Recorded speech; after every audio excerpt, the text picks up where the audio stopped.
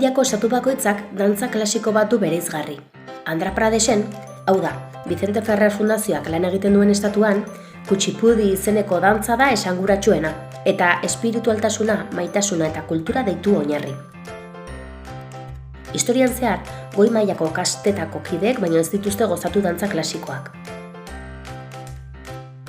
Folklore dantzen aberastasun artistiko eta koloretsuari esker oso erakargarri bilakatu dira nazioartean, eta nagusiki Bollywoodeko zinemaren bidez izan du ezagupidea. Zerbait entzun duzue Bollywoodeko zinemari buruz? 1970ko hamarkadan sortu zen Bollywoodeko zinema.